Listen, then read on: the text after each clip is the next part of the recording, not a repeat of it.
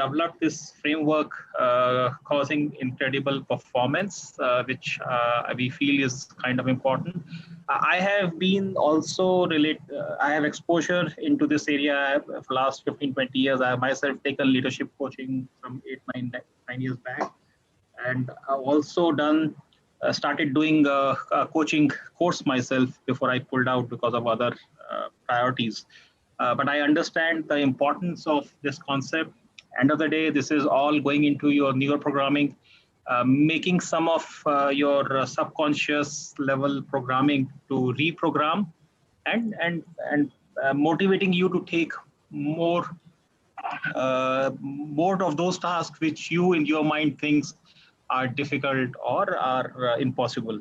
So the whole idea of this program, and this is a 3-4 month coaching, 1-2 month coaching program, is to take away what is called as impossible from your mind, and also to open up your mind to many more newer things that the human mind is not aware of. So that's the basic about this program. Very incredible program, and I think with this I hand over the platform to Professor Balaji. Professor Balaji, the platform is all yours. Please go ahead. Thank you very much. I first of all want to thank Vivek and his team for coming forward to organize this webinar. Thank you very much, guys. And thanks to each and every one of you for coming to this webinar. I want you to take great value out of this time which you're investing. So that's my commitment. And I would like you to be extremely selfish in taking value, as much as value you can. There is no one particular value you can take. There are, at any stage in this webinar, maybe one part or something which I say, something which you read, maybe the most valuable one. You're most welcome to take that. And my request to you is, I will not be able to look at the chats because the screen is far away from me. So please do not write anything on the chat addressed to me. Okay.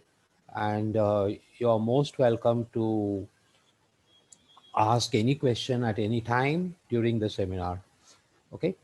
So what is it that I'm going to cover? I'm going to give you a feel for what we mean by incredible performance with some examples. And deliberately, I have chosen examples from a variety of contexts. And you'll also see, therefore, the context in which it can be applied, and also more importantly, focus on the magnitude of what we mean by incredible performance. Secondly, I will go through certain very important terms we continuously, consistently, all the time keep using in causing incredible performance work. Then I'll quickly get into what is the framework itself and how does it work. And in that, I'll give you examples from startups about how it has helped. And I have one of the persons in the team right now, Mr. Subhanshu, who was kind enough to get coached for his startup. And I coached him and I requested him to join us and share his experiences of CIP. I also have one more person. I don't know whether he has joined, a person called Madhavan. I can't see whether he has joined or not. So he is also another guy I coached, and I requested him also to share at an appropriate time. So that will be a hearing from the horse's mouth. And then what is next for you? I have some thoughts on that. You can think about that. So I want to start with certain premises. First premise of the CIP work is ultimately, whatever we do, all those projects we take, all those initiatives we start, all the actions we take, ultimately what matters is concrete results. That's true not only in our professional life, but also in our personal life. And causing incredible performance rests on that equation, that flow diagram which you see next. What causes results? Can some of you say what causes results? The answer is there, but What else do you think causes results? Can some of you unmute and speak?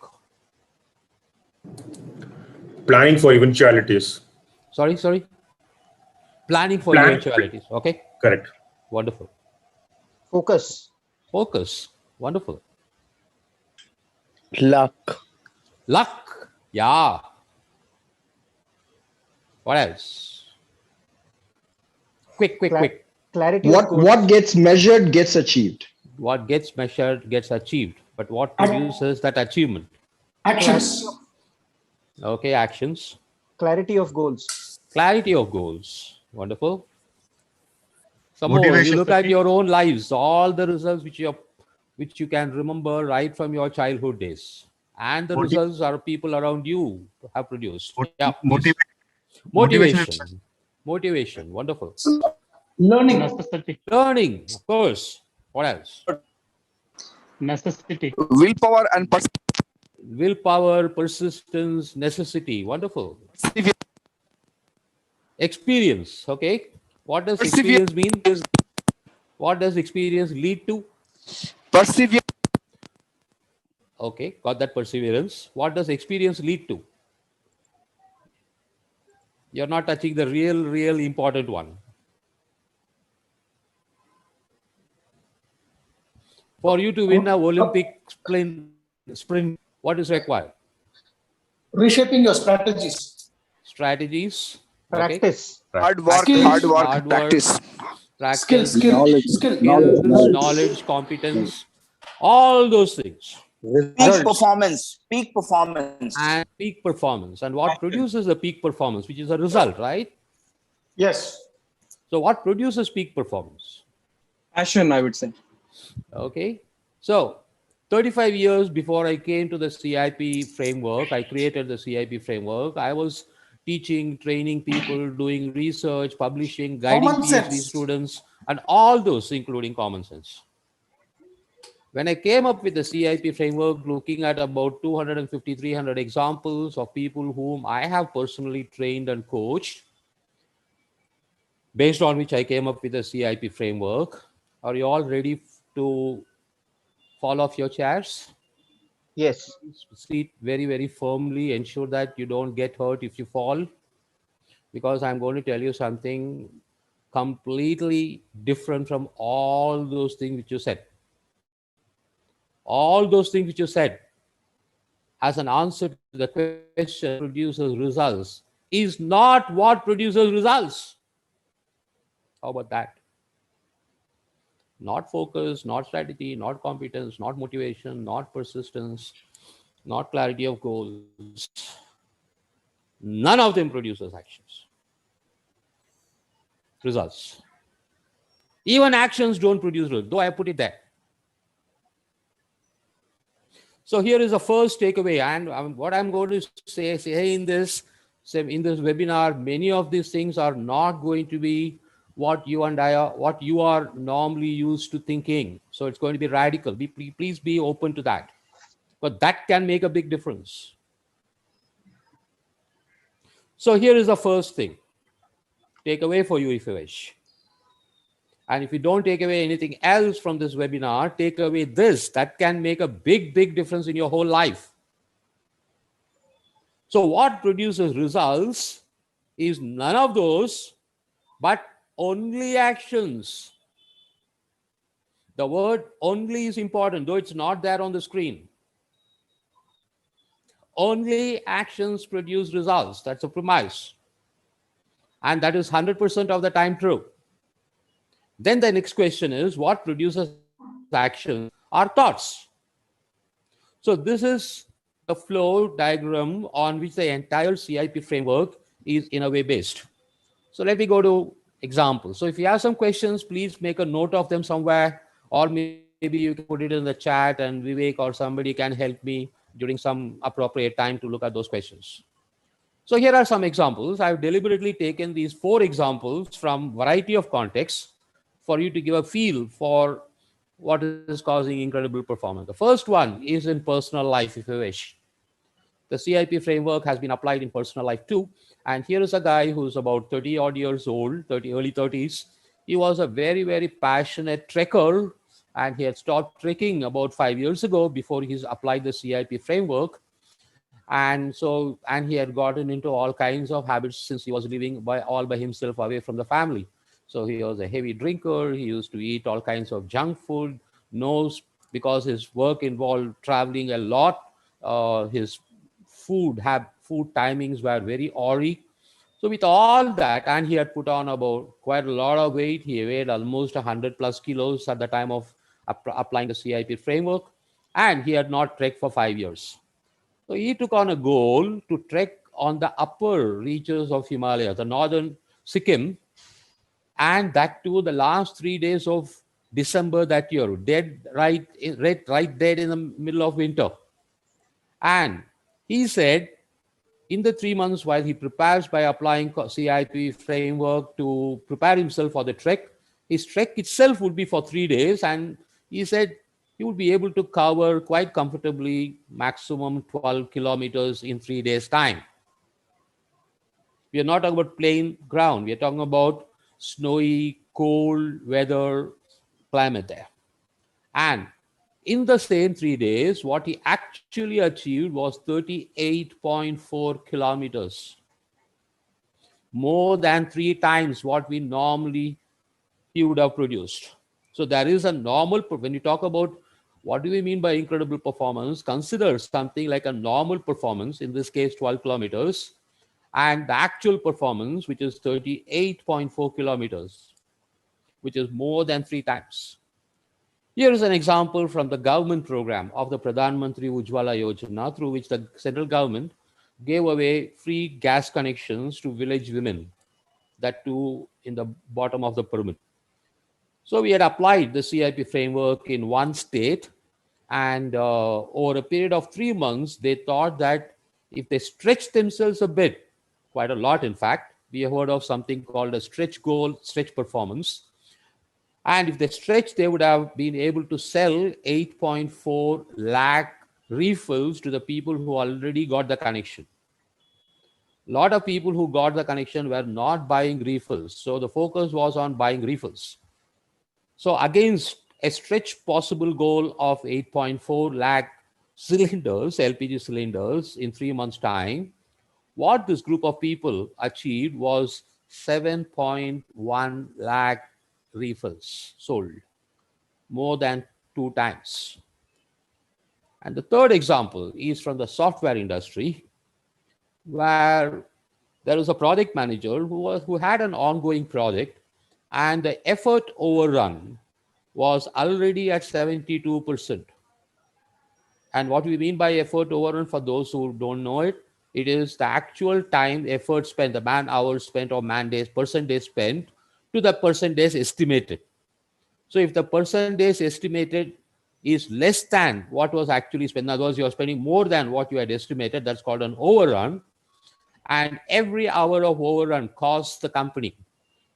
So already they were at 72% in that project when she started the CIP application. And over a period of about 19 weeks in 2 stages, she brought it down to about 4%. You can calculate the increase in efficiency from an inefficiency of 72% to an inefficiency of 4%. We talk about hundreds of times the performance. The next one, the last example out in this, I'll give you more examples as we go by. And this is from an engineering company, which is into the business of manufacturing and actually assembling machines to be installed in factories. And this example is from one of the senior sales executives who said in a period of 6 weeks, when he applied the CIP framework, he would be able to get purchase orders worth 3.5 crore rupees, Saina. I don't know whether there are people from outside India here. My apologies for speaking in not in millions or not in dollars. I'm not very familiar with them even now. So I'm going to speak in crores and rupees. So he said he will be able to have a purchase orders valued at 3.5 crore rupees totally. That's what he said he can do, normal course of events. And he ends up in the same 6 weeks getting purchase orders worth 20.34 crores, which is more than 6 times what he would have normally done. So what did you get from these 4 examples? Number one, the CIP framework has been applied in different contexts. It works in different contexts. And I'll show you in the next diagram, next slide, what are all the kind of contexts which have been applied, some of them at least. And see the magnitude of the difference between what you would normally produce as a result and what actually can be produced as a result. Anywhere from 2x to 10, 15, 20, 30x in the same period of time with the same competence. No competence development here. Okay. What's the next slide? Can you see the next slide? Are the slides visible, by the way? Yes, they are. Thank you. So by now, more than 500 applications of the CIP framework have happened in the world, in India and outside, in personal life and in organizational situations. The table above, you have to read that in columns, which says what kind of organization it has been applied. And you see a whole range of them, starting with software to startups, to tiny enterprises, to academics, to cinematography, all that, to all departments, functions within a commercial organization, and results which are of any result which is of an interest to an organization. People have produced results in revenue increase, cost reduction, customer delight, efficiency, productivity increase, employee development, and so on and so forth. New products getting introduced, new services getting introduced, and so on. So what is this? What is the moral of this slide? Moral of this slide is causing incredible performance framework works across contexts, including in personal life, irrespective of what your context is. What are the frequently used terms? And this one slide could also be a great takeaway for you guys, because there is so much of confusion about these 6 terms, and particularly the first 3. Action. Action is what you do. You eat, you sleep, you plan for a project. You come up with, you strategize, you cook, you drive. Those are all actions. A result is what comes out of the action, outcome of an action. We normally confuse these two. I ask people, what result did you produce in the last 1 week? They give me a list of actions they took. They confuse result as action, as if doing something itself is a result. No. Result is an outcome of the action. And we focus, when I said results matter, these outcomes are the ones which matter. And that is a very obsessive focus of CIP. And what kind of results? Measurable results. So action is what you do. Result is what comes out of the action. Third, there is again a huge confusion between a goal, result, and action. Goal is a result. It focuses on the result. And what result? Result you want to achieve, and that too in a specific period of time. Goal is not the result. Goal is not the action.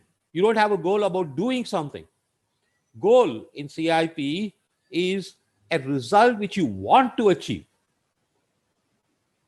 So you plan, you say, this is the goal I want to achieve, and you plan actions and you take those actions, which produces a result, and those results may or may not be what you intended to achieve the goal. Sometimes we achieve the goal, sometimes we don't achieve the goal. So goal, action, and result are very different. And there is a very important clause in the meaning of the word goal, which is in a specific time. If you do not specify the result you want to achieve, with a time frame. Some of you might have heard this term SMART goals. The T in SMART goal, T stands for time. What is the time within which you will achieve the goal? If you do not specify the time, what you want to achieve, even if it is stated as a result, remains in the realm of hope, dream, wish, and fantasy. You need to specify a time for you to say it's a goal. And those three are very critical. We are obsessively focused on strategizing a goal. I'll talk about that later when I say how it works, how the CIP framework works. And we focus on actions and we focus on results. Out of these three, setting a goal is critical. And once you have set a goal, we all the time focus obsessively on the result you're achieving and actions to take for that. Next one word is performance. If you look at the dictionary meaning of performance, there are some 7-8 meanings you can get, and all those things talk about action. The beauty is actions cannot be dissociated from result. Any action you and I take will produce some result or the other, irrespective of whether it is a goal or not. So you can't differentiate. While you can differentiate an action and result, you can't separate them. Nobody has seen a coin with only one side. Every coin has two sides. Okay? Now, when I said this in some program, there was a smart aleck who said, "Prof, have you seen Sholay?" I said, "Well, what about that?" He said, "In Sholay, when they toss a coin, there is only one." I said, "There is not only one. There is one. There are two sides which are the same thing." Okay.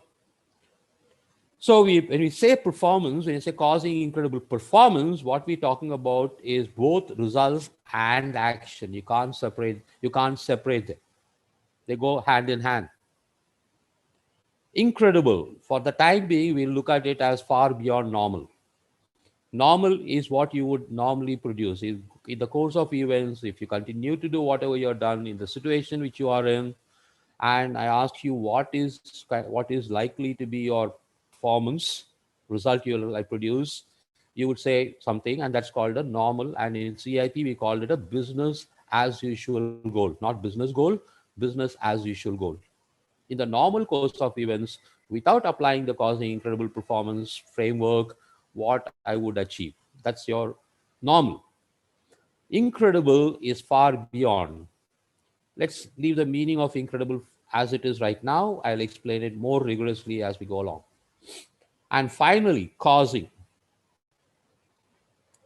Sometimes we have a goal and that goal is achieved. If I ask you, how was the goal achieved? You try to find answers. You're not sure how it got achieved. That means you did not cause the result. You let that result happen. For example, we have a lot of people, including me many times, we say, I will produce the result if, under the following conditions. If this happens, if that happens, if this is conducive to me, if the investor gives me money, if the customers buy my product. The minute you surrender to the ifs and buts, the conditionalities, you are letting a result happen. But causing means you make that result happen, that something is the result. You make that result happen deliberately. And what is deliberately? It includes three elements to it. One is it's goal directed. So when I say I am doing something deliberately, I have a goal to achieve. I have thought through. It's not some random stuff I'm doing. I've thought through how to achieve the goal and I'm doing it willingly. All these three elements put together is what we call causing. In causing incredible performance, the word to focus on is the word causing and not letting some result happen some way. And what is the power of causing? You causing it, you first having a goal, you thinking through how to achieve it, and you taking the actions to achieve it, and you being willing to do those actions and achieve the goal. What is the impact of that? Then it becomes repeatable. If something happened in spite of you or without your knowledge, then you can't repeat it. Then luck comes into force.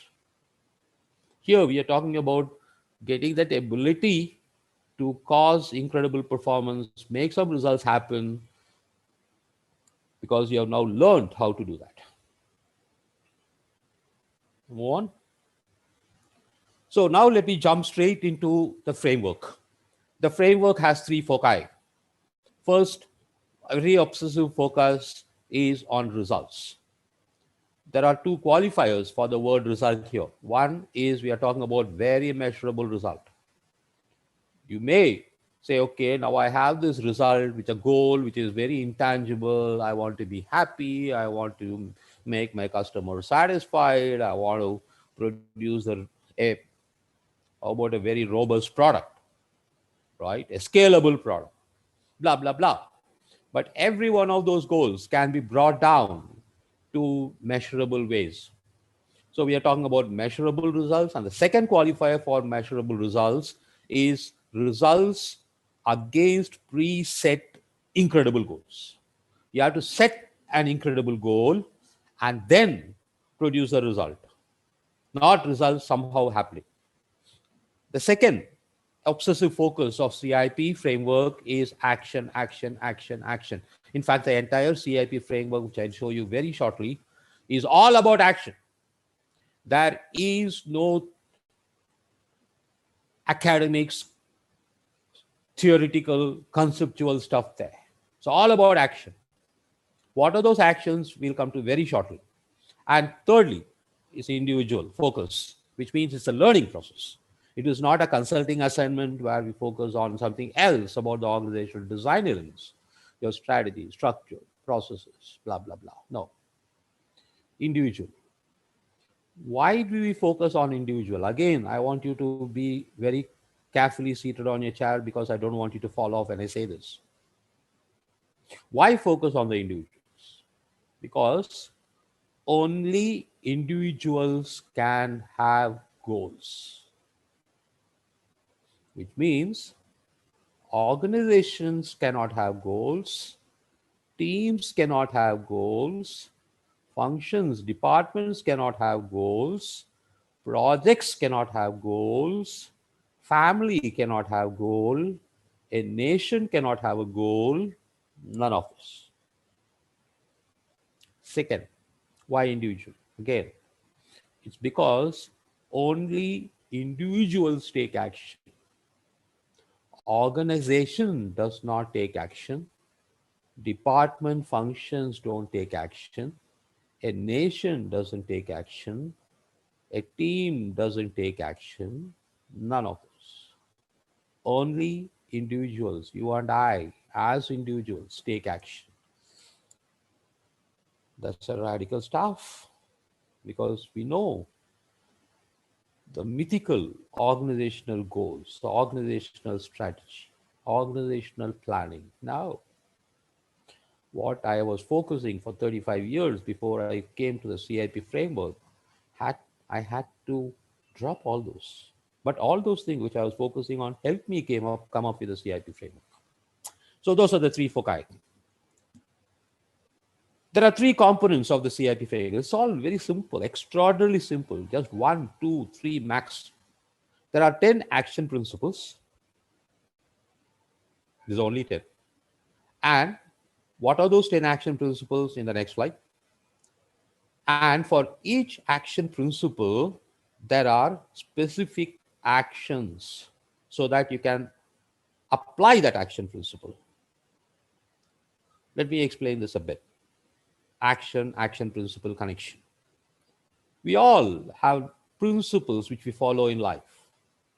Let me take another example. Suppose there's a 4-year-old child and some elders come to the come to your house, And in your house, in your family, you have a principle of respecting elders. That's a principle you follow. So you tell the child, hey, uncle has come, show respect to the uncle. Auntie has come, show respect to the auntie. What do you think will be happening in the child's mind when you say this? When you are actually telling the child to practice, apply that principle called respect elders. What do you think will the child ask or think?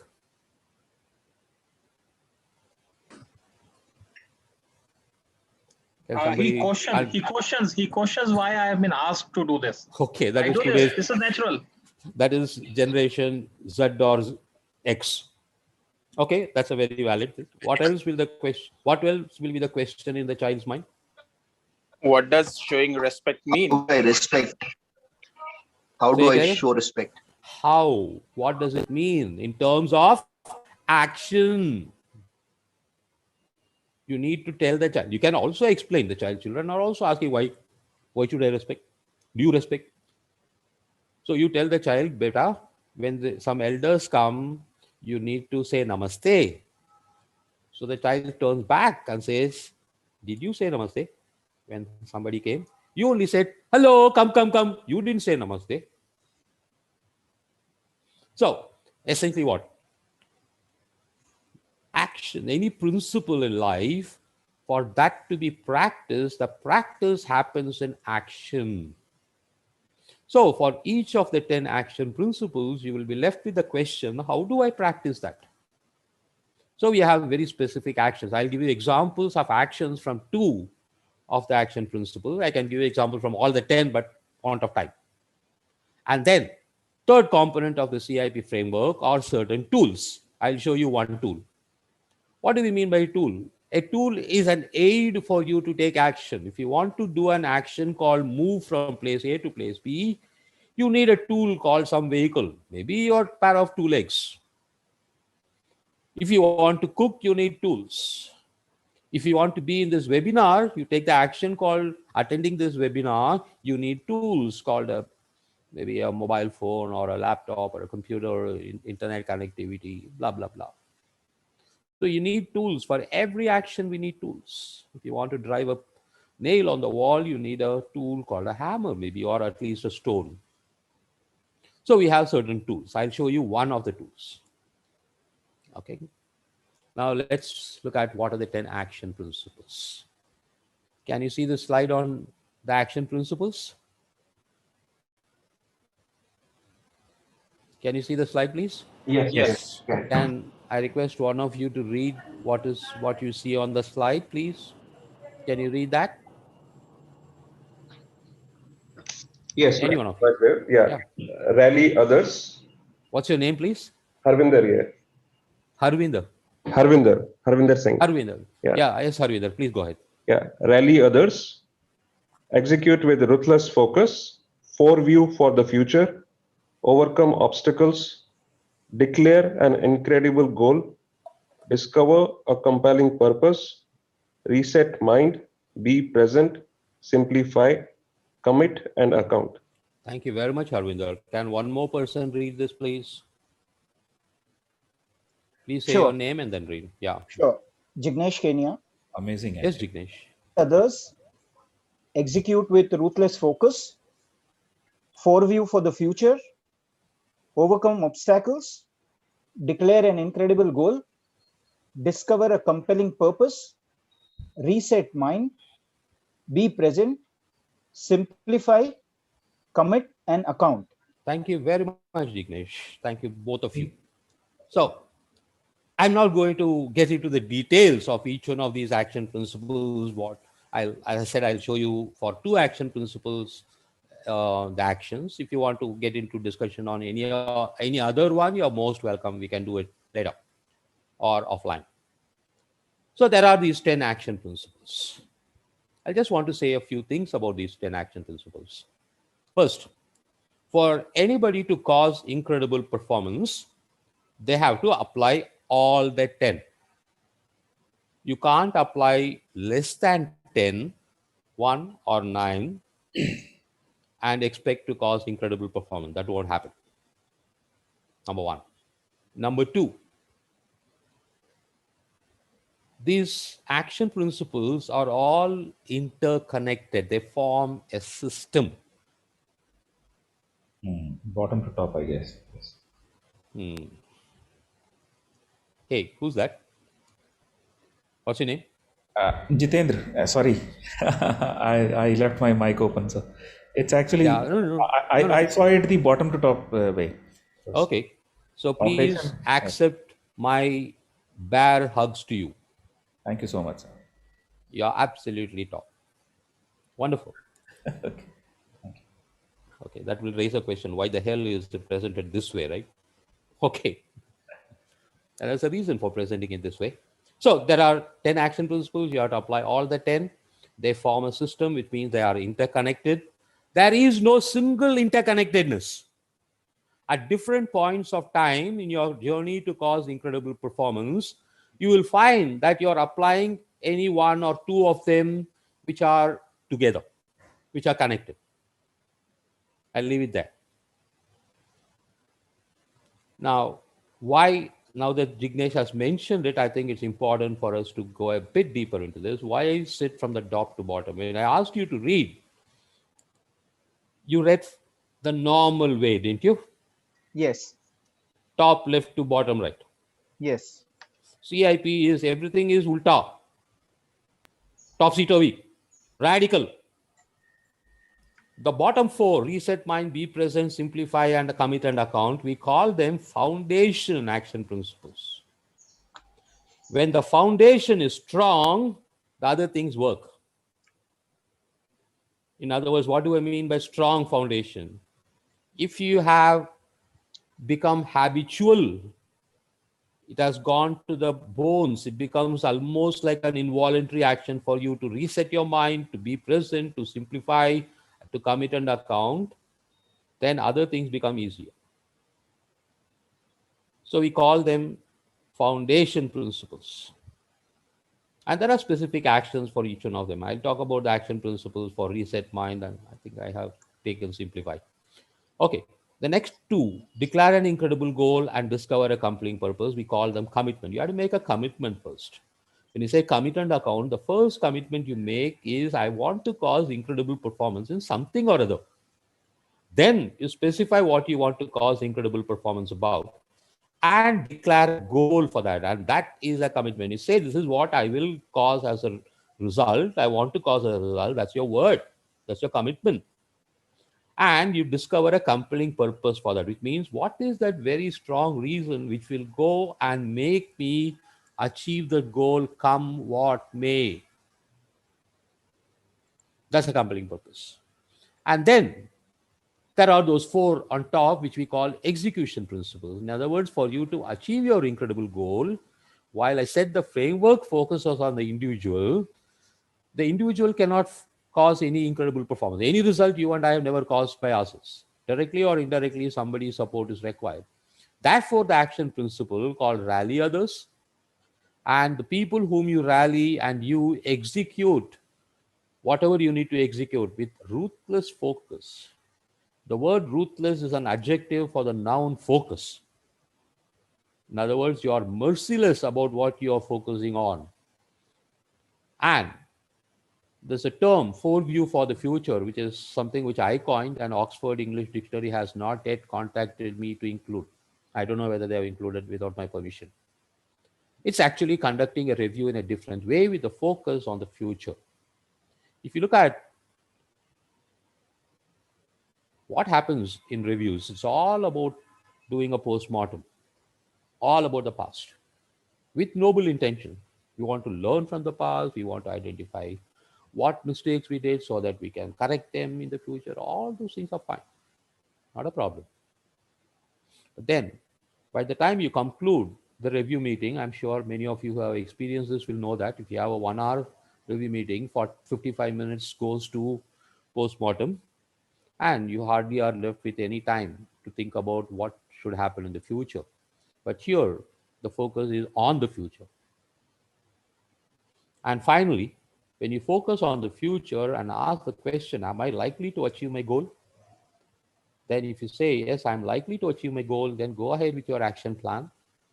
If you say, no, I'm not likely to achieve my goal, you realize that there is one or more blocks, something which is coming in the way, obstacle between the goal being achieved and where you are.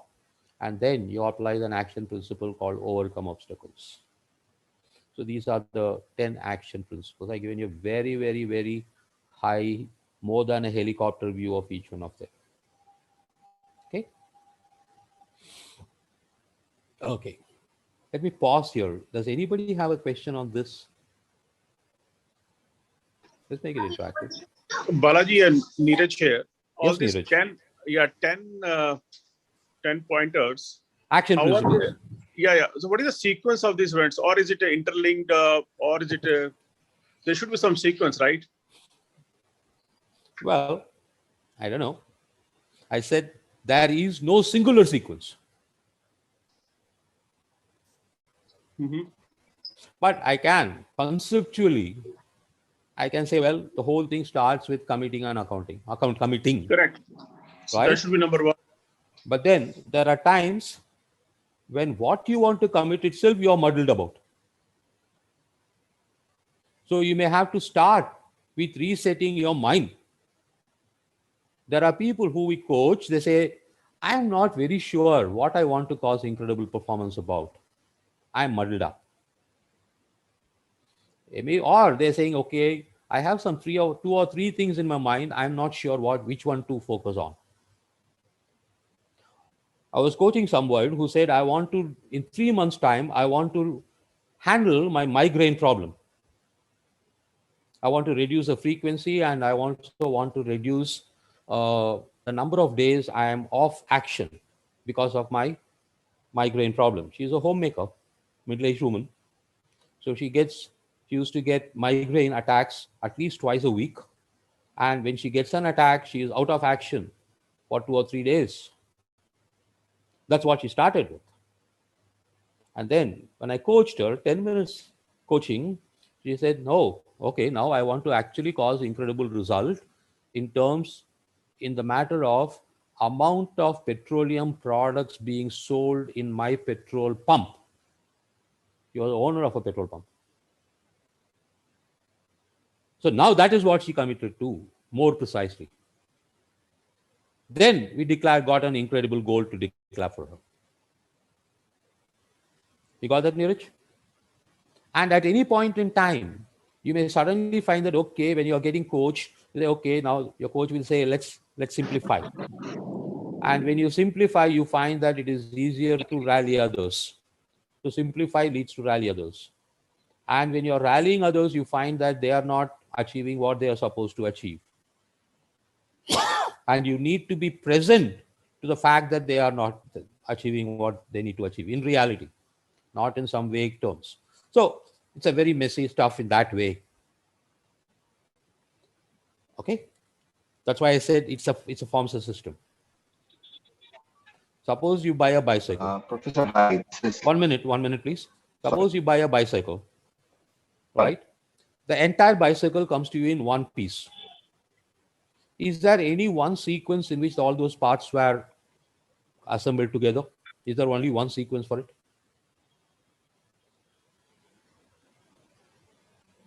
There is no one sequence. You will assemble, suppose you bought a knockdown bicycle kit and a DIY. You would assemble it in your sequence. I will assemble it in my sequence despite a user manual there. Okay, thank you. One more question somebody asked. Yeah, hi. This is Aditya here, Professor. Yes, Aditya. Is it okay to look at the principle or the framework that you just spoke about, whereby, according to me, declaring a goal and or a compelling purpose, for me, comes at the top and then gets preceded with the other actions. Can one look at from that angle as well? Nothing wrong with that. But for you to We don't know, right? Because for you to say, okay, I need to declare an incredible goal, that's what I want to start with. And I say, okay, what is it that you want to declare an incredible goal about? Then you may find that, hey, there is something which is coming in the way of my achieving something long term. So you may actually start with specifying the obstacle for your long-term goal, which becomes your incredible goal parameter. So we don't know. Yeah. Or you may have a problem. Right now, I say, okay, what is really important for you right now in your personal life or in your professional life? You say, I'm not able to motivate my team. I'm not able to do this. And we actually start with rally others, right? What is the issue in rallying others? So we get into a discussion on that. And then you will say, okay, for me to succeed in rally others, I have to declare this particular incredible goal. We really don't know. That's why I said they are integrated, interlinked. We do not have a singular sequence. Okay? Yep. Got that. Okay. Thank Thanks, you very much. Let's move on, please. Doctor, I had a question. Zia Khan here. Yes, Zia. I think, I mean, everyone has their own perspectives and biases. So how important is reset mind to this entire thing? And is there any way of achieving the reset mind part of the foundation? Or okay, thank you for thank you.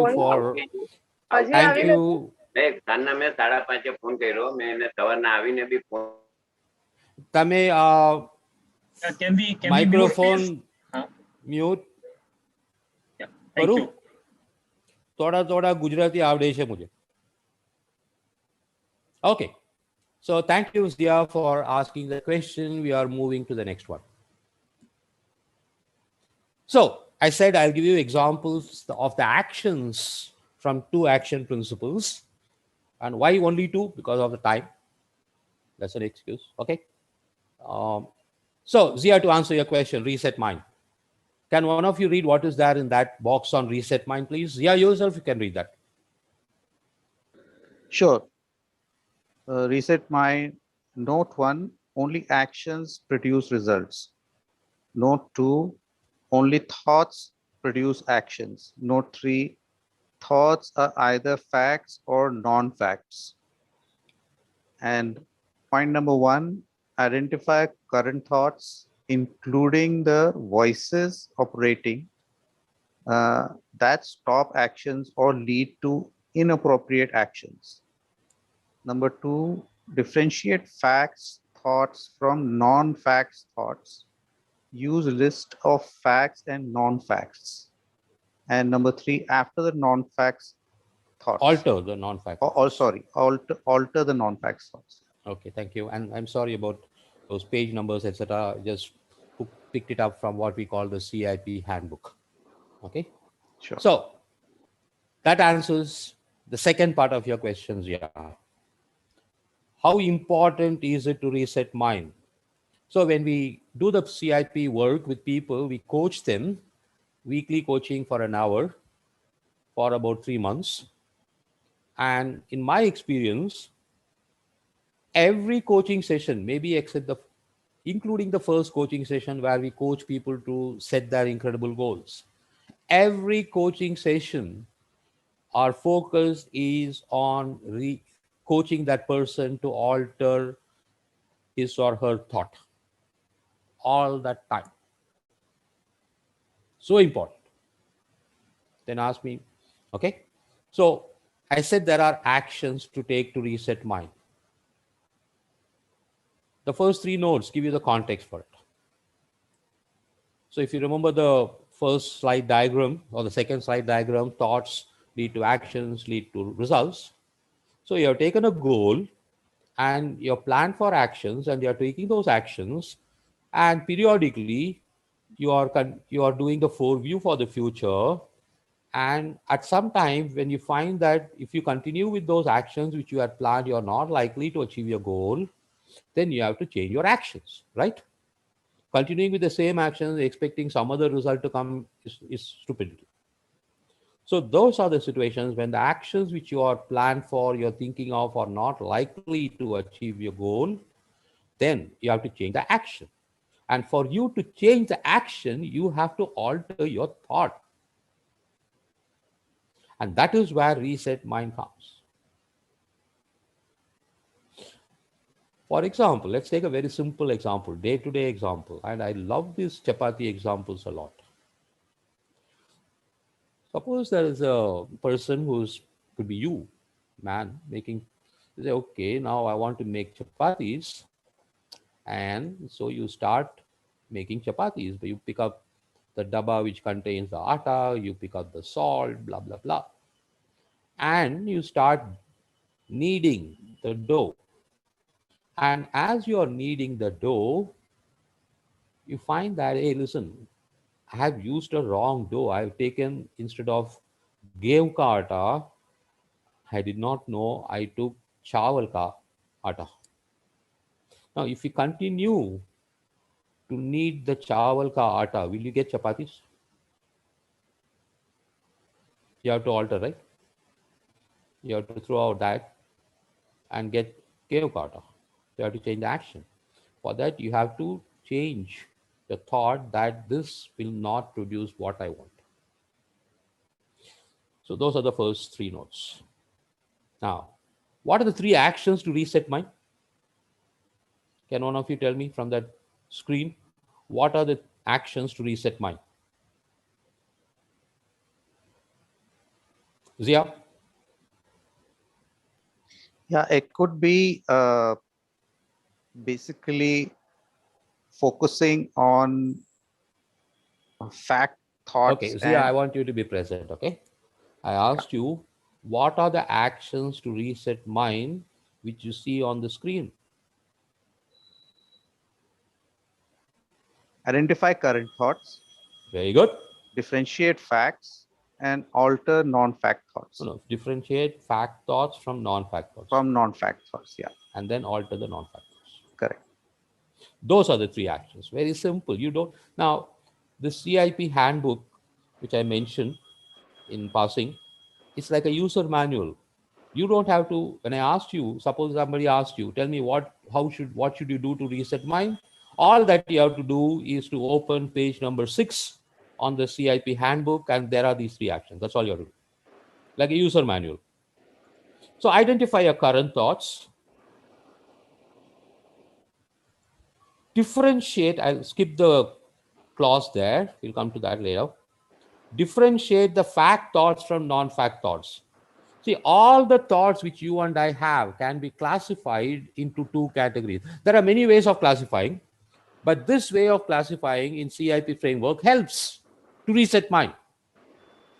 How do you differentiate?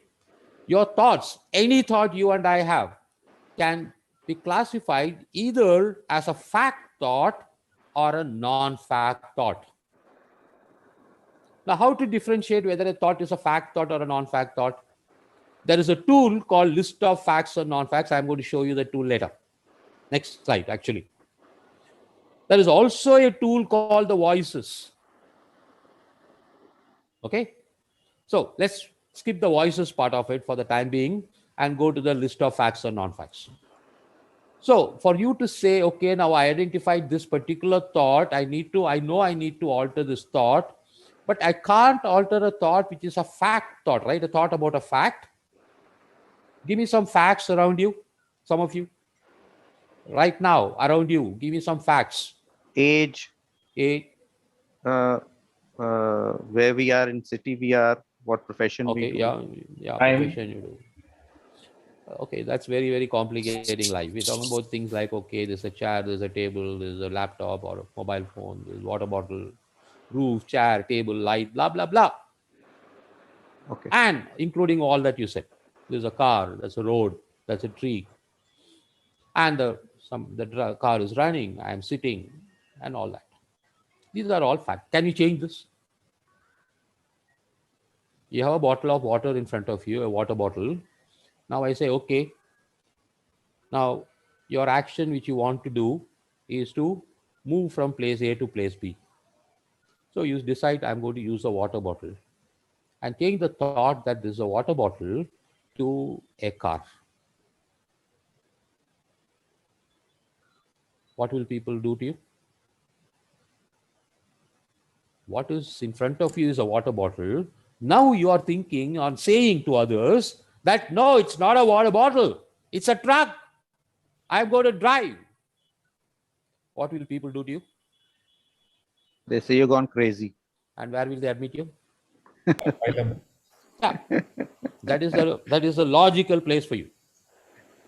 And if I did that, that is a logical place. In Bangalore, it's called Nimans.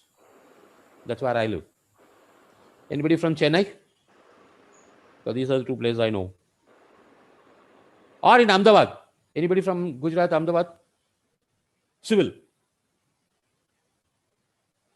So only non-fact thoughts can be altered. So you have to differentiate whether your thought is a fact thought or a non-fact thought. How to differentiate? I give you a tool. I say, okay, here is a list of facts and here is a list of non-facts. Compare your thought to this list and see whether it's a fact thought or a non-fact thought. And then if it is a non-fact thought, you can alter it. Because non-fact thoughts always have an alternate view. Right? So that's an example of actions under reset mind. How simple it is. There are only 3 actions to reset. You don't have to go to any psychiatrist, counselor, irrespective of what your thought is.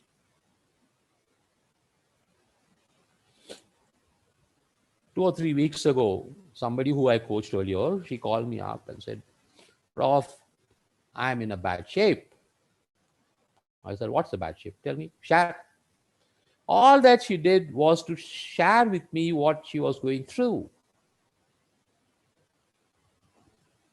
And I said, okay, do you want to take up a goal and get me to coach you? She said, yes. That's what I called you for. I said, okay, let's start.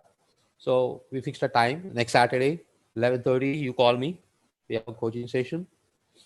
And she calls me at 11:30. I said, okay, what do you want to take your CIP project for? She said, I've already come up with my incredible goal based on what I learned last time.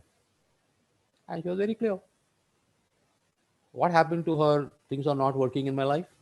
She says, well, I talked to you, and as I was talking to you, I realized what kind of non-facts I'm dealing with. I altered them, and here I'm very clear about what I want to achieve. My incredible goal set. Coaching over. Right? So simple. Just 3 actions. And those 3 actions are not anything which you and I don't know. I may be using, in CIP framework, we are using the term fact thought, non-fact thought, but it's very simple to understand. Here is another example of another action principle called reset, simplify. Can one of you read what is that in simplify? Yeah, let me do it. Yes, please. Say your Ask, name. My name is Ganesh. Yes, Ganesh. Yeah, ask, listen and learn, request support, use technology, break into smaller elements, create processes, talk straight, facts, precise, complete, active voice, do as agreed, trust, and drop dogmas. Okay. Any of these 9, which is there in front of you, is there anything which you don't know?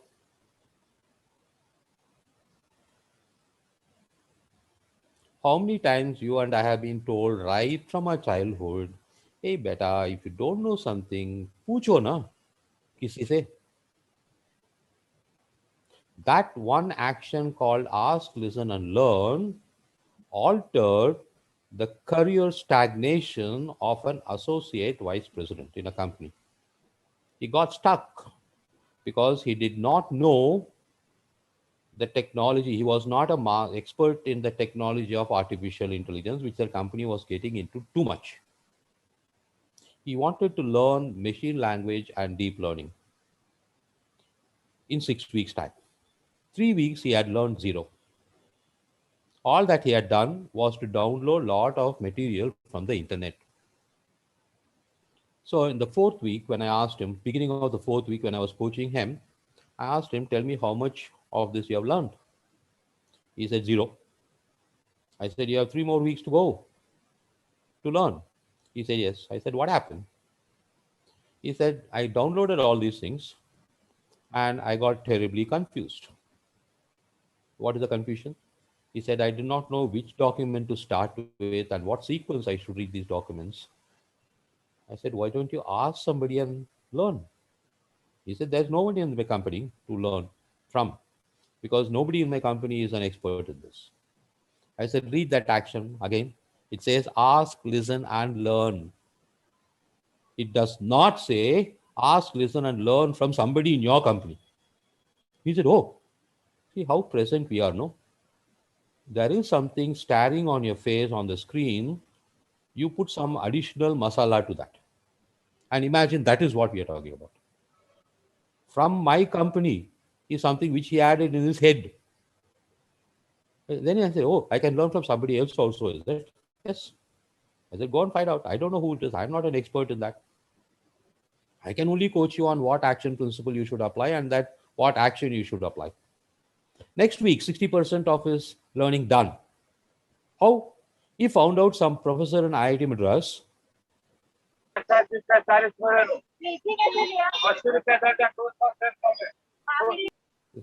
Tushar bhai, or who's somebody is okay.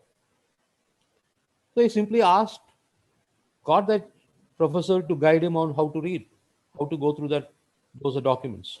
That's it. 60% done. One simple action called ask, listen, and learn led to him actually saving his career. Okay. So there are those actions. If you want any explanation of this, I can give you, but that's not the point. This is an example of, now each of those actions under simplify, when you take, it simplifies life. And why is that action principle called simplify itself there? Because each one of us, particularly as we become more and more experienced, we have 3 or 4 doctorates in unnecessarily complicating stuff. Unnecessary complication leads to inefficiency or ineffectiveness. You won't either you won't achieve the goal or you will achieve it with a lot of inefficiency. If you do these actions, you would simplify. Therefore, the chances of you achieving your goal itself shoots up, and you will achieve your goal spending less resources. You'll become more efficient. Okay? So that's an example of one more action principle. Let me show you any questions on this quickly?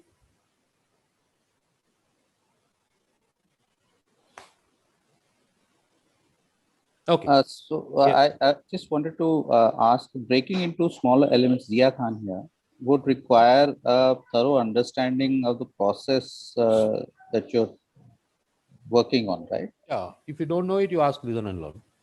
Okay. Simple. So how they are connected? These actions themselves within an action principle are connected, right? Or you request support. Or you use technology. Instead of asking, listening, learning from some actual human being, you can ask Professor Google. Only thing is, Professor Google will confuse you more. But at least there's a start. Yes, breaking into smaller elements requires that. And one small example of this, okay? In the software industry, maybe some of you are dealing with this, right?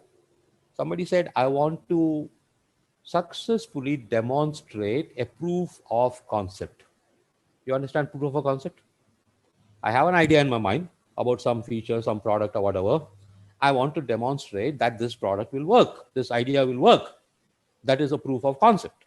And when I show and successfully demonstrate that my idea will work, then the company can invest in it more, and if they want to develop it and make money out of it.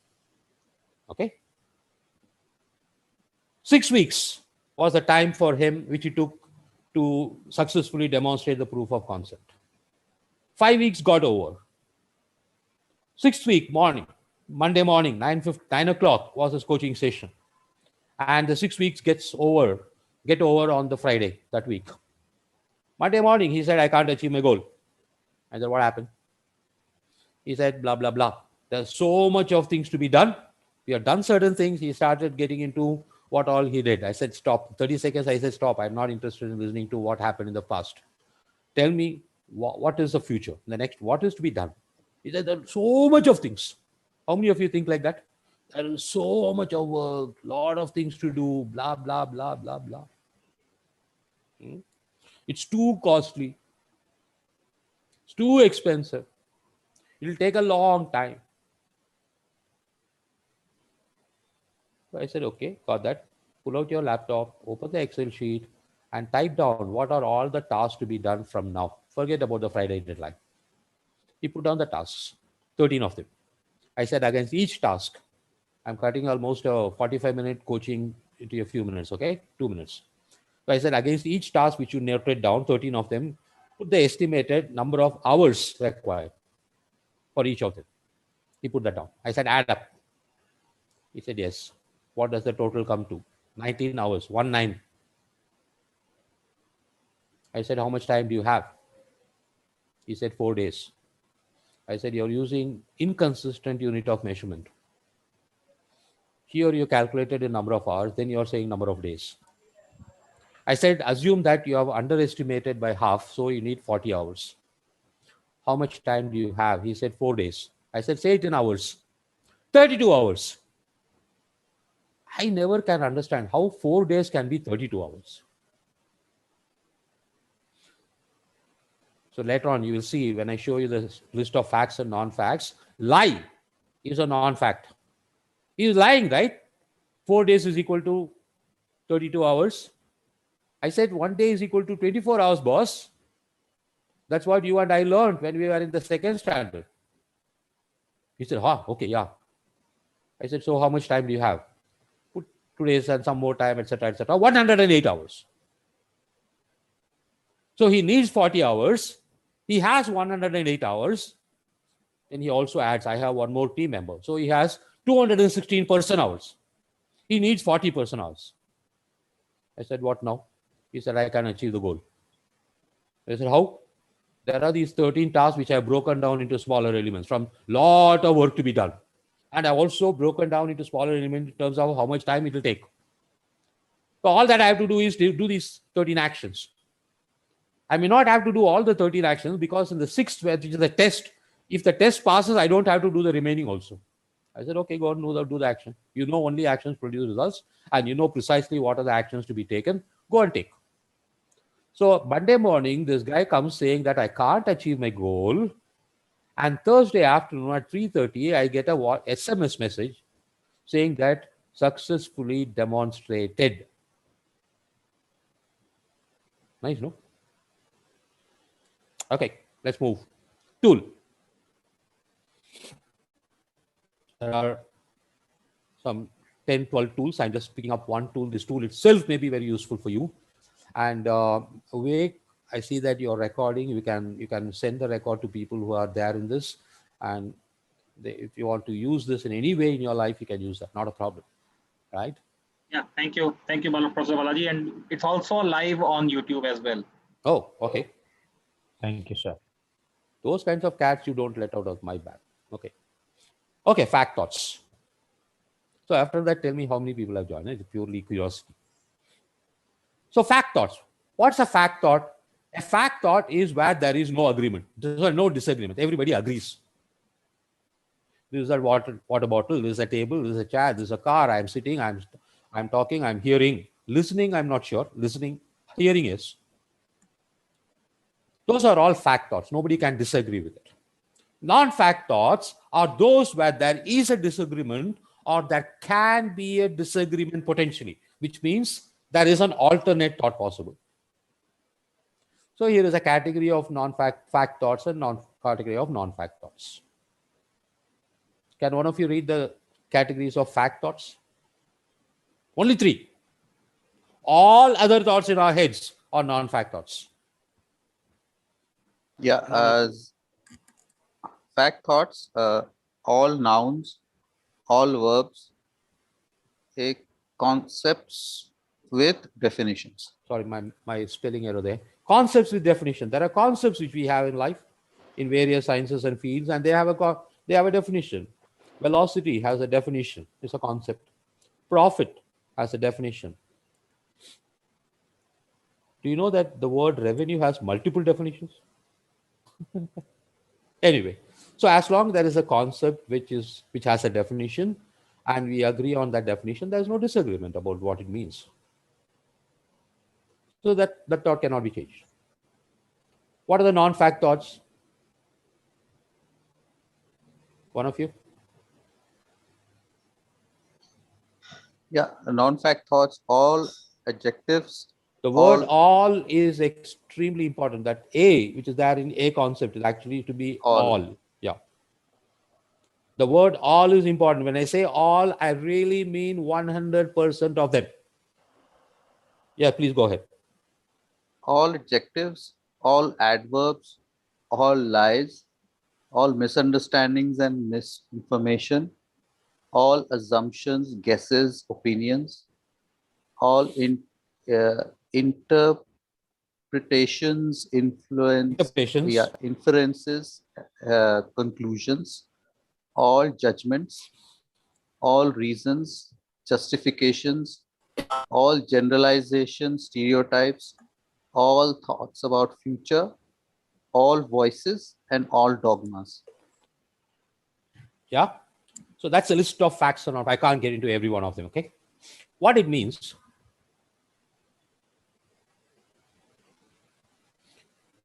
Can you hear? Hello, can you hear? Yes, we can hear you. Because I saw a note on my screen saying that my internet connection is unstable. Okay. So all that you have to do is identify your current thought and compare, is my current thought any of those things in the fact list or is it under the non-fact list? And if you find it is in the fact list, then you can't change it. And if it is in one or more of the non-fact list, can be more than one, okay? You know that it's a non-fact. That means there can be an alternative thought, and go and find out that alternative thought. Have that alternative thought which will change your action.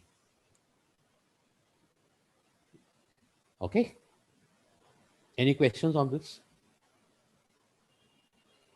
One thing which you want to look for, give you maybe a minute or so. You pick up any bullet point, either in the fact thought or the non-fact thought, and that list. Why is an assumption a non-fact thought? Any idea? Why is it an assumption a non-fact thought? Because assumption is coming up with a lot of judgments, prejudgments. But why? That's not the reason. The definition of a non-fact thought is that there can be an alternate thought. So you make an assumption, I can make another assumption, right? Sir, which of these two assumptions is correct? We don't know. Assumptions but there are not two different backed. thoughts. Sorry, sir. Assumptions are not backed by data. Yeah. Even if they are backed by data, it will lead to a conclusion, interpretation, inference, which is the difference between the next category and the assumptions category. Even then, I can have another interpretation because I can use some other model to interpret the same data. That is why there are so many series of courts, no? Sessions goes to the Supreme Court, to the president. So what you need to do is, in case you get this set of slides, you look at, okay, here is this bugger says it's a list of non-fact thoughts. Why? Because every one of them, all of us, let me myself in that, all of us who are married, at least at the time of our wedding, we thought this spouse of mine is either beautiful or handsome. No, I don't know whether there are ladies in this webinar. Are there, Vivek? Vivek, are there some ladies in this group? I don't know. Anyway, maybe they're watching on YouTube. So yeah, at the time of, let me talk about myself. Why talk about you? Yeah, so when I got married at the time of, okay, thank you. So when I got married, I thought my wife, at that time at least, okay, even now I think, at least explicitly, at that time, truly, I thought my wife was a beautiful woman. Beautiful woman is an adjective. Beautiful is an adjective. Woman is a noun. somebody else can have an alternate thought about it, right? Which is precisely what 3 people before I got married to her, who came to see her, same lady, in 3 months' time, nothing about her would have altered. They didn't marry her, but I went and married her. Yeah. So you go to a restaurant with a bunch of your family members and you tell your somebody, okay, now I want to eat uttapam. Somebody else says, I want to eat something else. Why? Because for them, the uttapam is not a good thing to have now. Something else is a good thing to have. Why? Because there's a reason. All reasons. The minute you hear the word because in any context, you must know that it's a non-fact, therefore you can disagree with it. You can have an other thought. That is why we are arguing, right? If I tell you the reason for it, why I'm late, you will give me a reason. I argue with it. Why did you not achieve this revenue? Why did you not achieve this whatever milestone? You give me reasons. I said, oh, I can disagree with all those reasons. I can give you another set of reasons. Okay. All generalizations, for example. All Gujaratis are like this. All politicians are like this. All mothers are loving. All fathers are strict. All teachers are caring about their students. Blah, blah. All IITs are great institutions, premier institutions. I don't know what not, right? Those are gross generalizations. One case which doesn't follow your thought can lead to an alternate thought. All thoughts about the future, including a future which can be as close as 1 o'clock today. Balaji will stop this webinar at 1 o'clock. You may get out before that, but I may not stop at 1 o'clock. Or it could be as far away as 10 years from now. I'm going to start this startup, and 10 years from now, I'm going to sell it off at a few $1 billion. Non-fact. I can disagree with it. Okay. Move on. Quickly, how these work.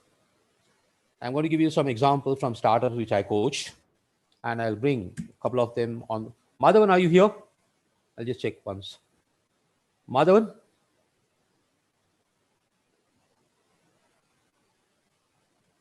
Madhavan Malolan, are you there? Okay, if he's not there, he's... No, he's there, sir. He's there, but on mute. Okay, that's fine. Okay, thank you. I can't see the list. Okay, so this is one of the very, very early applications of CIP in a startup, way back in, I think, 2016 or so. And it's into robotics. And what is the impact of CIP work? I'm going to focus on the impacts and what in the CIP framework helped in that primarily. Sir, Madhavan has responded. I'm here. Okay, thank you. Madhavan, simpler thing is to use technology, open your unmute and say yes. Okay. So this guy says, we did this work long ago for 3 of the founders. And after a few years, I did a 2-day session for the remaining 16 to 17 group members in Goa. This startup is in Kerala. He says, what is the impact of CIP? He says, now our work has become very planned and systematic. That's the big impact. From whatever result. What applied here for him to say planned and systematic? The concept of causing, making something happen deliberately.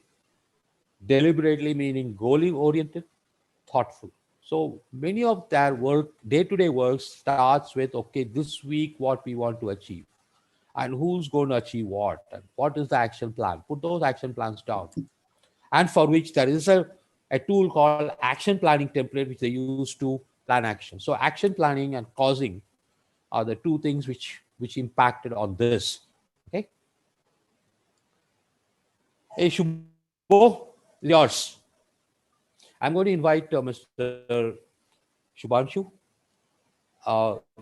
He is a person I coach. He has a startup. Now, Shubhanshu, please give you a very short introduction of yourself and say whatever you want to say.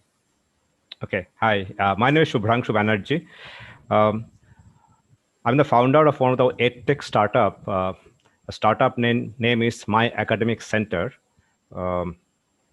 What we do is actually we provide a specialized content management system. I mean, using some common terminology so that you understand, which actually provides customized workflow and role-based dashboard for managing the assignment, project work, thesis, all sorts of stuff. It has the integrated plagiarism checker. We also have modules for mentoring, aspiration management, and internship. We also have something called hackathon, and also Alumni Connect. So with this background, this time I came to know about Professor Balaji, and I approached him. I like this framework. I thought I should learn. So after the training under him on the CIP framework, and I'll say in particular to Professor Balaji, the way he coached, I would like to highlight three things. Probably you can also relate quite a few of those. One thing is that focusing on really high impact task. Okay, by the way, I am 28 years in the industry. Okay, so I'm not really a greenhorn that matter, but many of the concept probably we knew, but how to apply it, how to make the result, probably we not always be so careful or forgetting something.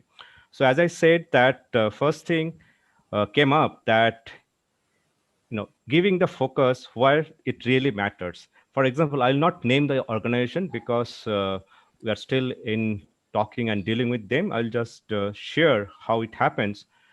So there are multiple organizations I was following up. Our is B2B product, universities were following up. He highlighted that follow something where the result is maximum, who has maximum collagen under them and whatever. So that's really a kind of game changer as a strategy perspective. Then also sometimes whether following up with customer is more important or making sure the delivery, what you have committed is more important. And being a startup, we are always constrained by resources. So you have to make a call. Sometimes that becomes a judgment call. And that the clarity came quite a bit from his coaching. Number two, simplify presentation. I said that we have presented many times in life, but still while talking to customer, to listen to them and what they're familiar with the terms to use, and also make the product modular. As I talked to you, I actually said 4 different distinct component. They are interconnected, but they can be used differently individually.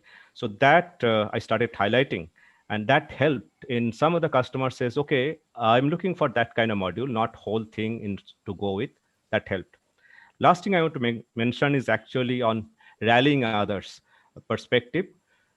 We work with partners, obviously. It's sometimes give and take. Sometimes it's kind of many other relationships come in place. We call it some name, but the clarity, how I should approach to that came from the rallying other principle, which really helped us in actually go-to-market strategy. I'll pause here, Professor, and any other questions I can take whenever you say. Anybody wants to ask Shubho some question? Yeah, so when I wanted to ask, so when you were discussing about customer focus versus project delivery, what's your conclusion, or was it? Why did CIP help? Yeah. Okay. Yeah. It cannot be one answer to that, as you understand. Like I said that I'm the founder. I'm having a development background. I worked in Oracle Development Center for 17 years. So I'm the founder. So I also participate in product design and even implementation of some part of it. But customer relationship is always with me right now. And I and another senior person do that. So there was a conflict whether I should make sure this module is completed or I chase the customer. Given this pandemic situations, it was taking many more follow-up, and education institutes also going through a lot of change in their way of delivering things, completing exam or not, all sorts of stuff. So at some point, I actually decided not to follow up with some universities and colleges and let them come back. I follow up in different frequency, And we also had a deliverables to already committed institute. So of course you have to deliver because you have committed. So on that given context, I was in two minds. Where should I focus more? Okay. And it might look simple now, but at that moment, frankly, it was, I was probably a little uncertain. So to put this in perspective of CIP, one of the action principles of CIP in the execution principles is execute with ruthless focus. And one of the actions there is act on the really important result. For Shubho, the really important result at that time was to get the product in shape, not to chase customers, right? So Right. in fact, I actually stopped the coaching there. I said, now stop coaching on what you want to achieve in your CIP project. Now what is required is to ruthlessly focus on this. Get your product done. Whatever modules he was adding, a lot of things were already done, right? There were a few things which needed to be added and so on and so forth. Applying ruthless focus. Execute with ruthless focus, act on the really important result. And also drop dogmas, which we saw in Simplify. I should have the whole product sold to somebody. Now that somebody, the customer doesn't want the whole product. He wants certain modules of the product. So you're altered, you drop the dogma that this whole product is what I should sell to the customer or the customer should take. I can dogma change to I can sell even in modules and so on. Yeah. Okay. Any one more question to Shubho before I bring Madhavan? Madhavan, be ready with your phone unmuted, please. Yes, yeah. yes, I'm here. Thank you. Yeah. Any one more question to Shubho?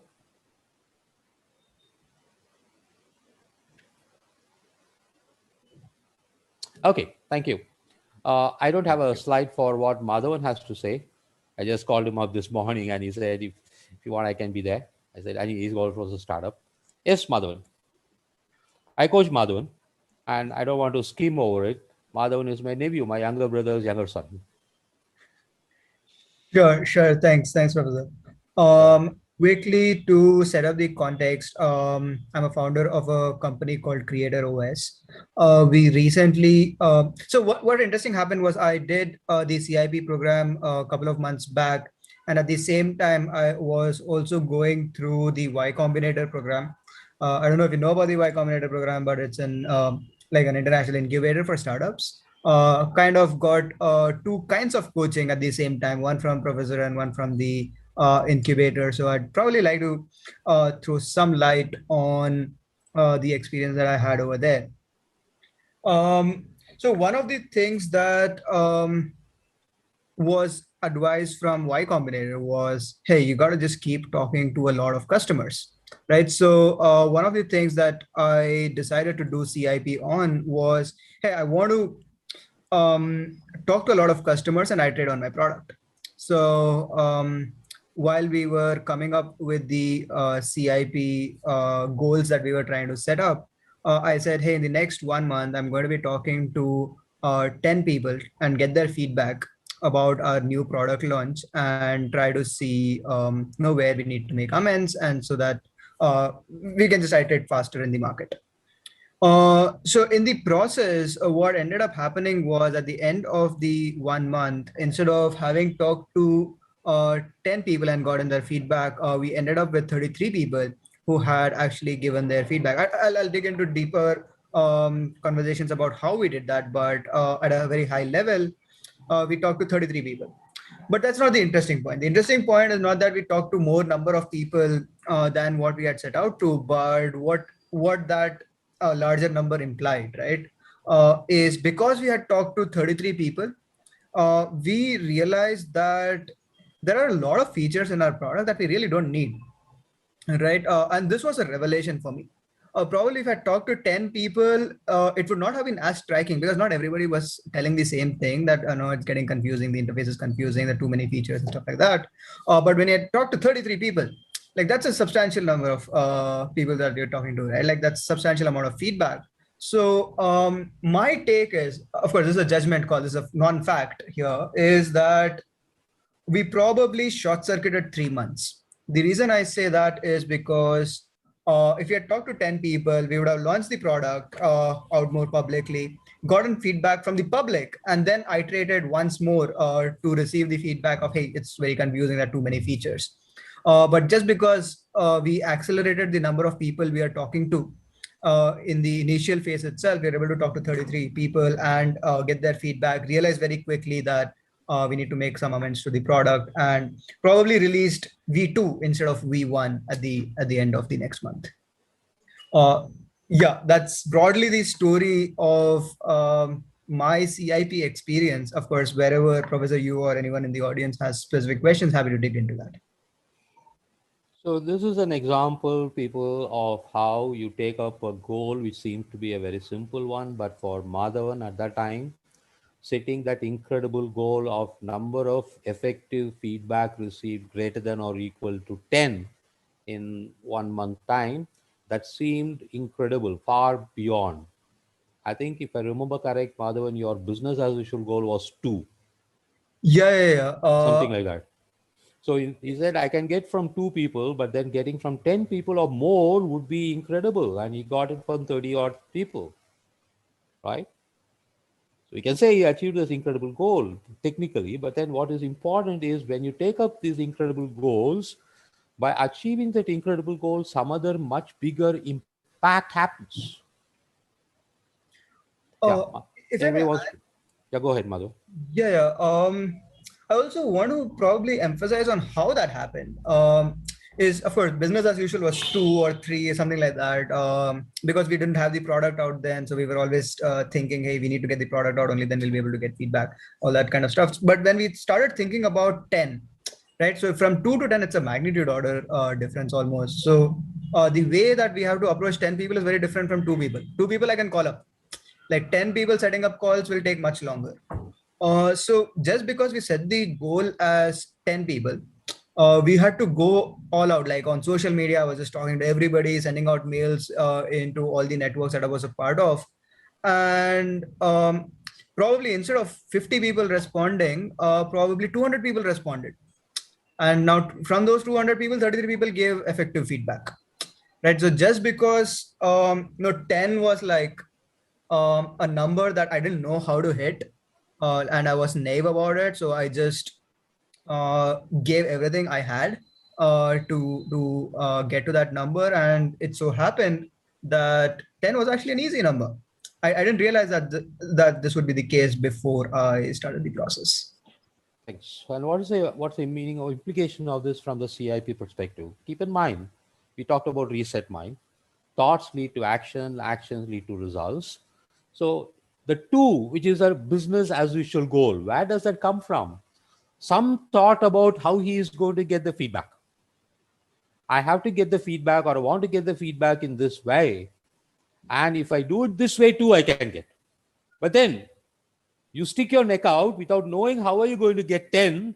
And if you are really committed to that, you will find out alternate actions to achieve that goal, which means that you have to alter your thought. And once that thought alters, your actions alter, you find that you're overshooting your incredible goal. That's a connection between what Madhavan was saying and this. Okay. Any one question to Madhavan I can allow. Or if you want to chat with him on the chat window, you're most welcome. You can also chat with Shubhanshu on the chat. I want to complete this piece. I'm going to skip a few. Sure. I'm also reachable on Twitter. I just dropped in my Twitter handle if anyone wants to chat. I'll skip this. Okay. So what is this slide? I'm going to run through this. How do you cause incredible performance? Here's one indicative process. It's not the only way. First, you decide what you want to achieve incredible performance in something, and decide what it is, for which itself we'll coach if you're muddled up. And then declare an incredible goal. I'm going to say what is an incredible goal with an example from real life of somebody in the logistics function who took a goal regarding freight cost reduction in 3 months' time. How do we set an incredible goal? First, you say what is your business as usual goal. In other words, in this case, What is the freight cost you are almost 100% sure of achieving? So she said less than or equal to 4%. Then we get people to set a stretch goal. So what is a stretch goal? Which is slightly tougher than the business as usual goal, which is less than or equal to 6%. Putting it some kind of a notionally, if you're almost 100% sure of achieving your business as usual goal, you would be about 70-80% sure of achieving your stretch goal. And then this is a very important introduction to the field of goal setting and through CIP. We say, what is your impossible goal? Beyond what you can't achieve. Tell us that first. So we want people to set goals which they think is in the realm of reality. We don't want people to dream and kite fly and get into something which they know heart of heart is impossible. So this lady set up a goal of greater than or equal to 14% reduction in cost. Freight cost is not possible in the 3 months. Maximum 14% or less than that. Okay, so you get to set these 3 goals, and an incredible goal is something which is stiffer than your stretch goal, more than your stretch goal, and less than your impossible goal. And this lady set it at greater than or equal to 12%. Look at this. She says her business as usual goal is 4. She sets an incredible goal which is 3 times that. Madhavan had a goal of 2, business as usual. He sets a 5-time high goal. How do you get those guts to even set those kinds of goals without knowing how are you going to do it? Achieve that, right? Anybody interested in? So this is how you set your incredible goal. And once you set your incredible goal, you apply the other action principles, whichever is relevant at that point of time, and you would achieve your incredible goal. Are you interested to know what is the actual result she produced? Say yes. Please say yes loudly. Yes. Okay, good. Thank you.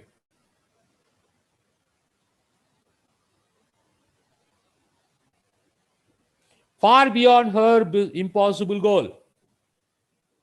And in absolute numbers, the difference between 4% and that 15% is 53 lakhs in 1 quarter. What does it mean? Putting it in layman's term, because she applied the CIP framework, the company got 53 lakh rupees in 3 months profit. And whatever she did to achieve this result would have a shelf life of at least 1.5 years.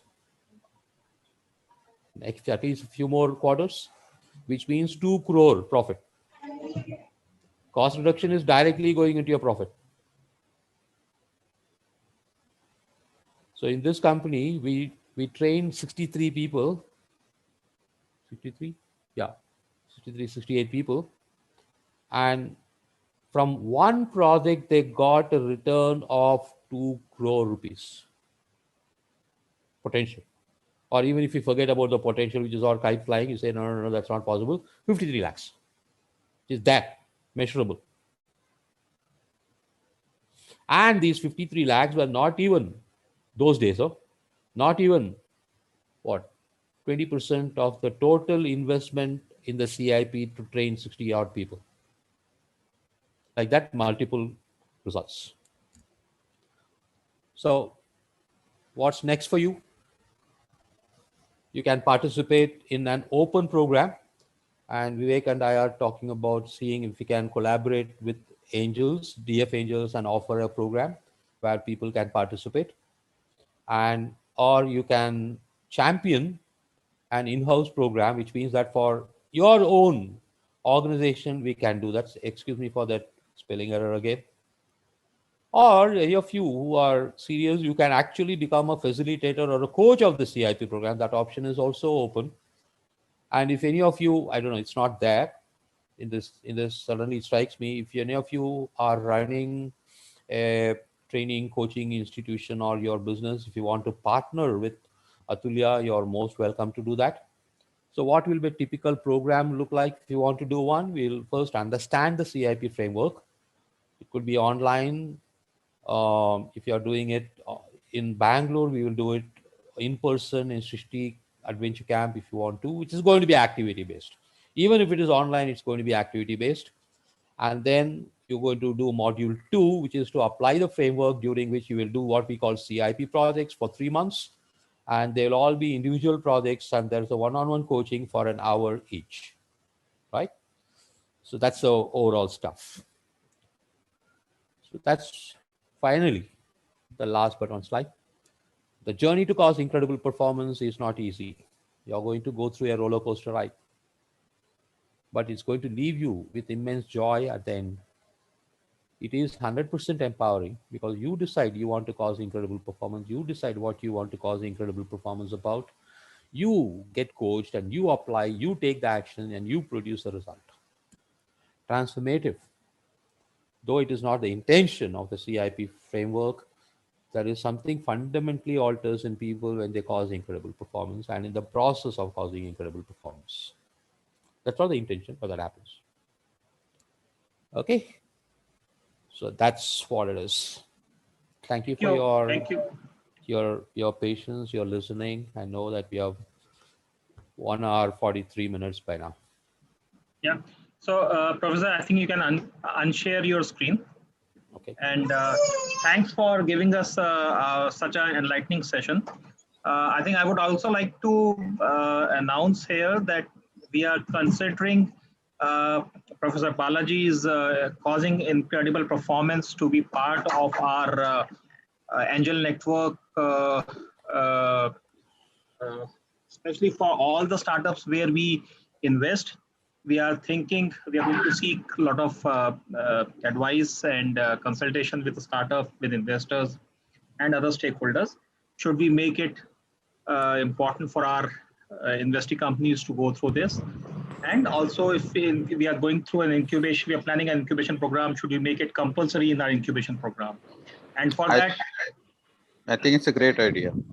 Yeah. And I think for that, I am also requesting Professor Balaji to, I'm developing a new scheme of things with him. Typically, I mean, these kind of programs in market are about 1 lakh or more than 1 lakh rupees. Professor Balaji is giving it in around 80,000 rupees, and I'm discussing with him a new price point just for the DFAN startups or DFAN recommended startups, which would be because startups do not have that kind of money. And I think this program should be given to all the co-founders and their first level leadership team so that they can create incredible performance in their startups in the next 3 months or 6 months. Especially at the early stage when they are formatting the whole business hypothesis and their customer journey and the product. They require to think differently and they require to bring incredible performance in their output. That's how they can look for next round of funding and going more attractive.